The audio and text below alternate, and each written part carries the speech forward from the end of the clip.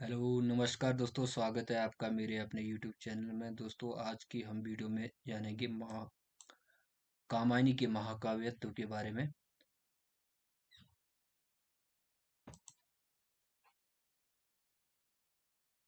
उसके ऊपर हम चर्चा करेंगे और देखेंगे कि कामायनी एक महाकाव्य है कि नहीं। उसके ऊपर हम चर्चा करेंगे।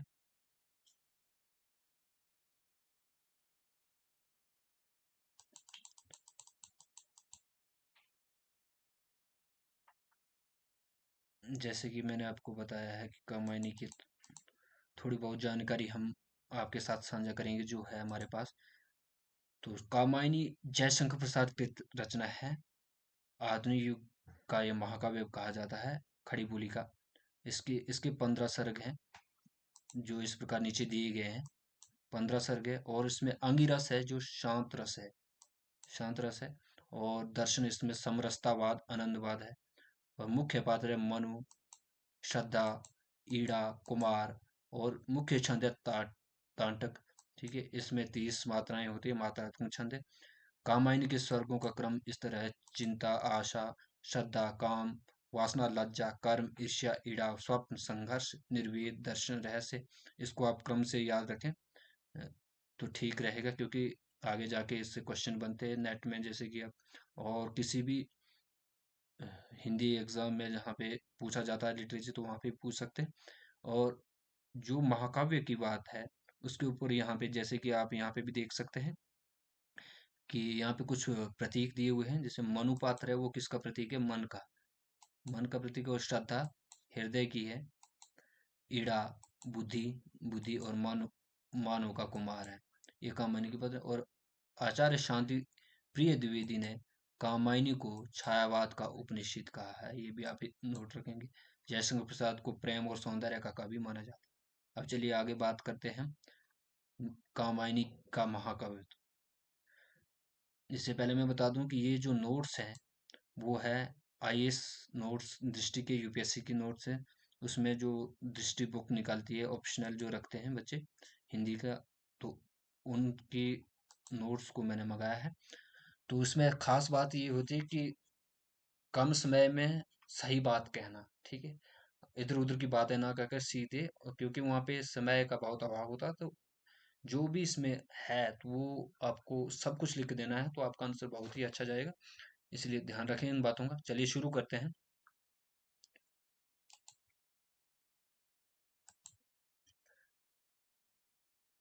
कामायनी का महाकाव्यत्व। कामायनी न सिर्फ आधुनिक काल का सबसे महत्वपूर्ण महाकाव्य है, बल्कि एक अर्थ में हिंदी का अंतिम सफल महाकाव्य है। आधुनिक जीवन की जटिलताओं महाकाव्य की रचना के लिए अनुकूल परिस्थितियां नहीं बनाती है। संभवतः इसलिए कामायनी के बाद हिंदी में कोई भी महाकाव्य नहीं रचा जा सकता सका। किंतु कामायनी का महाकाव्य तो निरापद नहीं है। बहुत से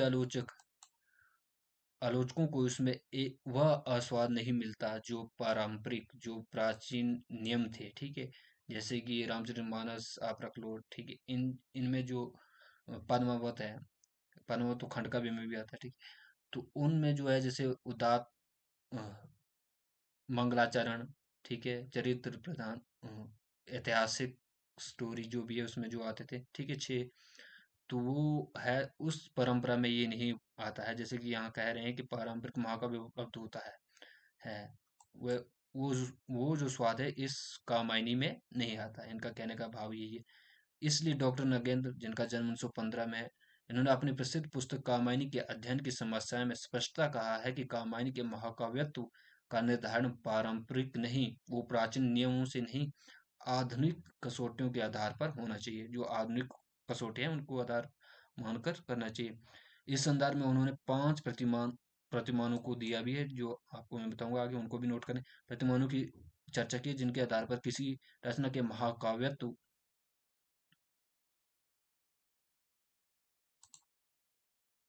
स्वीकार किया जा सकता है, चाहे वह रचना महाकाव्य के पारंपरिक लक्षणों पर खरी न उतरती हो।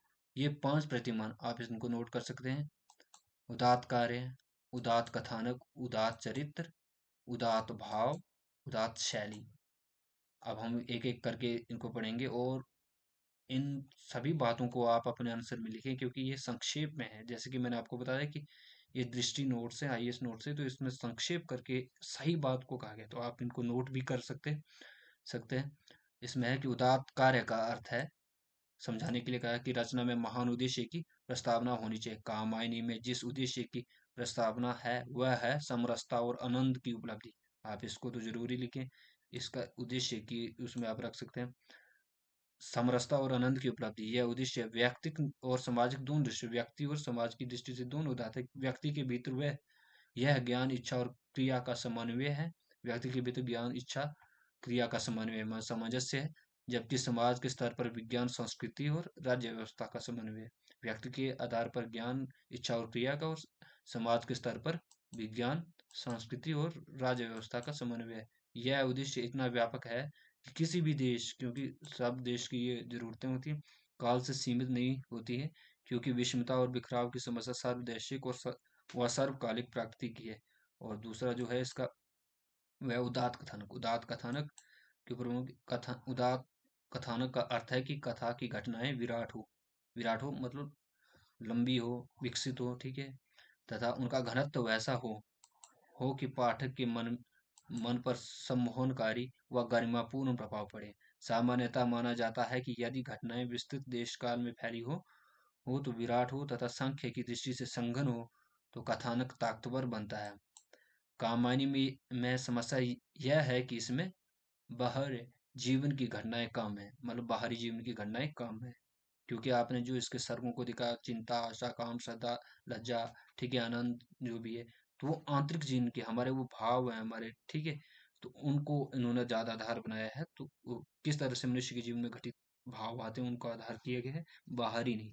तो यहाँ पे ये बताया कामिनी में समस्या यह है कि इसमें बाहर जीवन की घटनाएं कम है, क्योंकि यह बाहर जीवन का नहीं, अंतर जीवन का महाकाव्य है। आप इसको लिख सकते हैं, तो कितनी अच्छी बात है, महाकाव्य है। किंतु अंतर्जीवन के स्तर पर देखें तो इसका कथानक अत्यंत मौलिक है, वर्णनाया है, ठीक है, विराट व संभोग है, स्वार्थपूर्ण अहंकार की पराजय, प्रथम पुरुष का मिलन मनु और श्रद्धा का, क्योंकि प्रलय के बाद वो बचे थे तो उनका मिलन हुआ, उसको दर्शाया गया है। पुरुष की अबाधित अधिकार, मनु अपना अधिकार अबाधित, मतलब जिसे कोई रोकने वाला नहीं, इस वो श्रद्धा को छूट के जब ईड़ा के पास मिलता है तो वहां पे भी वो जब अ, अपना अधिकार और बढ़ाना चाहता है तो वहां से भी उसे निकाल दिया जाता है।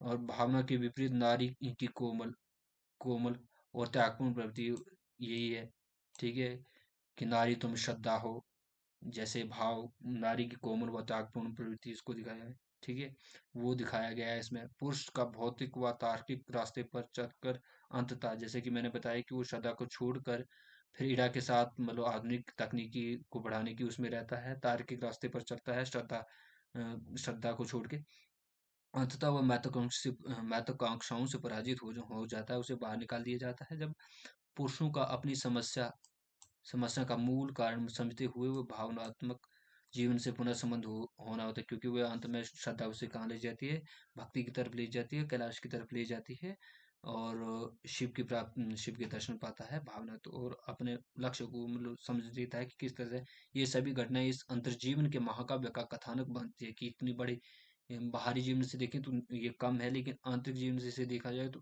विस्तृत है, ठीक है। ये इस दृष्टि में भी हमें महाकाव्य बताता है। और उदात्त भाव जैसे कि मैंने आपको बताया था, यहाँ यहाँ भाव का अर्थ है रस से, ठीक है, उदात्त भाव भाव का अर्थ है रस से, अर्थात रचना का अंगी रस। मैंने आपको पहले भी बता दिया, उदात्त व गरिमापूर्ण होना चाहिए। जो महाकाव्य है तो उसमें ये गुण होने चाहिए, सामान्यतः वीर, श्रृंगार और शांत, ये तीन प्राचीन उसमें भी थे, और इनको आधार बना के मतलब महाकाव्य उचित अंगिरस माना गया है। कामायनी का अंगिरस आनंद मूलक शांत रस है। आनंद मूलक शांत रस है, जो काव्य शास्त्र के 9 रसों में से एक नहीं, बल्कि शैवाद्वैतावादी दर्शन पर आधारित है। किस पे आधारित है? शैव। और किसका प्रभाव है, ये आप इसको भी लिख सकते हैं, जैसे कि मैंने ऊपर बताया, दर्शन पर आधारित है। शैवद्वैतावाद के अनुसार आनंद रस के, मतलब इसमें शैवद्वैतावाद के अनुसार इसमें क्या किया जाता है कि आनंद रस को ही एकमात्र रस है जिसमें सभी रसों की उत्पत्ति होती है, इनका मानना यह है। और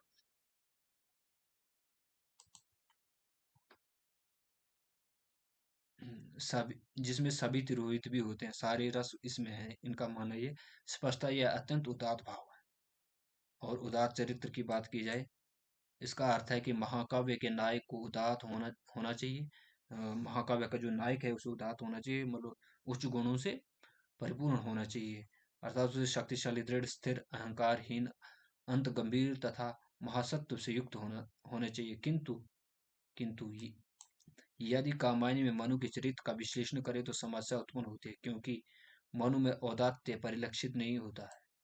ठीक है, इसमें ये गुण नहीं होते, वह अहंकारी, आक्रामक, स्वार्थी चरित्र नजर आता है। इसलिए कुछ लोग श्रद्धा को नायक का दर्जा देना चाहते हैं, क्योंकि उसमें सत्व गुण का आंतरिक, किंतु शक्ति और दृढ़ता जैसे तत्व कम है उसमें भी। वस्तुतः कामायनी उदार चरित्र से संबंधित समस्या ज्यादा जटिल नहीं है।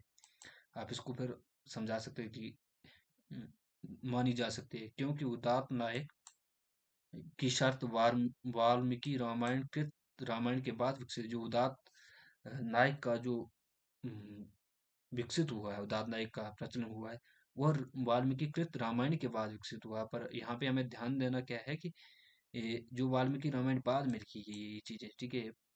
तो ये मानव सभ्यता का प्रस्थान बिंदु है, जब मानव सभ्यता का इस धरती पे आरंभ हुआ है, उस समय की ये कथा थी। इसलिए उस टाइम उदात्त भाव ऐसे, ये तो रामायण के बाद आया, जैसे कि ऊपर बताया, इसलिए इसमें उदात्त की खोज करना सभ्यता के इतिहास को जुटलाने के समान है।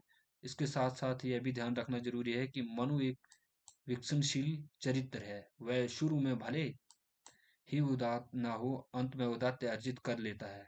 अंत में क्या कर लेता है, जैसे मनु जो भक्ति भाव से ईश्वर की प्राप्ति कर लेता है, ठीक है, वो उदात्त प्राप्त कर ही लेता है। तो यहाँ पे मनु भी कर लेता है। विकसनशील चरित्र का निर्णायक पहचान अंतिम बिंदु पर होती है, ना कि मतलब शुरुआत में। जिस दृष्टि से कामायनी में उदात्त नायक की शर्त भी पूरी होती है, ये मतलब महाकाव्य की दृष्टि में ये भी शर्त पूरी है, जो डॉक्टर नगेंद्र ने दी है। उदात्त शैली का अर्थ है शिल्प के तत्वों का प्रयोग इस प्रकार करना कि गरिमापूर्ण प्रभाव उत्पन्न हो। कामायनी की भाषा बिंब, जब प्रलय आती है तो किस तरह से मनु हताश होते हैं नीचे किस तरह से प्रलय मची हुई है, इसका चित्र आपके सामने कामायनी को पढ़ते हुए आ जाता है। बिंब योजना किस तरह प्रतीकात्मक किससे किससे तुलना की जाती है, सब आदि विशेषताएं उदात्त शैली का निर्वाह सक्षम रूप से करती है। इसकी तत्सम बाहुला, तत्सम छायावादी कवियों की ये विशेषता रही है। तत्सम बाहुला शैली शब्दों का प्रयोग करते हैं, भाषा सामान्यता उदात है, ये भी शर्त इसको पूरी करती है। चिंता सर्ग के ओजपूर्ण वर्णन में इसकी उदात अचंभित करती है। बिंबु की संघन योजना कामायनी के शिल्प को चमत्कारी बनाती है। आलोचकों ने आक्षेप किया है, आरोप लगाया कि कामायनी में शैली के स्तर पर घनत्व और विराट प्रभाव नहीं है, जो मूर्त घटनाओं की बहुलता से उत्पन्न होता है। यह महाकाव्य होकर भी भीतरी संरचना के प्रगीतात्मक सी रचना, क्योंकि इसमें इतिवृत्त का बहुत कम प्रयोग है, इतिवृत्त का बहुत कम प्रयोग है, और कथानक के विकास के लिए चिंतन, मनन, स्वप्न, कल्पना, स्वागतम इत्यादि का प्रयोग हुआ। किंतु यदि कामायनी का मनोवैज्ञानिक विषय वस्तु के आधार पर, मनोवैज्ञानिक मतलब जो हमारे आंतरिक जीवन के उसको देखें, बाहरी जीवन को नहीं, आंतरिक जीवन को देख के किया जाए, तो वो क्या है, ये एक आधुनिक महाकाव्य की उसमें परिधि में आता है। तो ये रही इसकी संक्षेप में जानकारी। तो आज की वीडियो आपको कैसी लगी है तो मुझे कमेंट करके ज़रूर बताएं, और मेरे चैनल से जुड़े रहें। आगे आने वाली कामायनी या कॉलेज, बीए, एमए सब के जो ऐसे लिटरेचर वाली क्लासें उसको मैं लगाता रहूँगा, इससे जुड़े रहें। बहुत बहुत धन्यवाद, फिर मिलते हैं अगली वीडियो में, तब तक के लिए धन्यवाद।